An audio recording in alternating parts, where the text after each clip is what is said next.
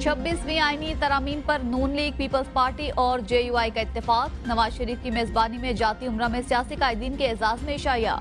सदर मुमलिकत आसिफ अली जरदारी, वजीर आजम Shehbaz Sharif, chairman peoples party Bilawal Bhutto Zardari और जमीयत उलमा इस्लाम के सरबराह मौलाना फजलुर रहमान शरीक हुए। इजलास के बाद मीडिया से गुफ्तगू में नायब वजीर आजम इसहाक डार ने कहा, अदलिया से मुतल्लिक आईनी तरमीम पर 3 पार्टीज का इत्तेफाक राय हो चुका। दीगर मुजवजा तरामीम से मुतल्लिक आइंदा दिनों में इत्तेफाक हो जाएगा। मौलाना फजलुर रहमान का कहना था कि आज इस्लामाबाद पहुंचकर PTI क़यादत से मुलाकात करके उनकी राय आईनी तरमीम में शामिल करेंगे। अदलिया से मुतल्लिक इस्तेहात पर इत्तेफाक राय कर लिया गया। दीगर मुजवजा तरामीम पर भी मुशावरत करेंगे। इब्तदाई तरमीम को मुस्तरद किया था, इसे आज भी मुस्तरद करते हैं। हुकूमती पार्टी से JUI ने मुज़ाकरात किए, अहम मसाइल पर तफसील से बातचीत की तो मुल्क भी बचेगा और आइन भी। बिलावल भुट्टो जरदारी बोले, मौलाना फजलुर रहमान के शुक्रगुजार हैं। पीपल्स पार्टी और JUI के दरमियान इत्तेफाक हुआ था।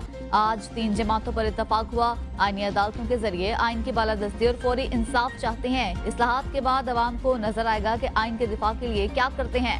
मुनासिब वक्त पर मुजवजा तरमीम को दोनों ऐवानों से पास कराएंगे।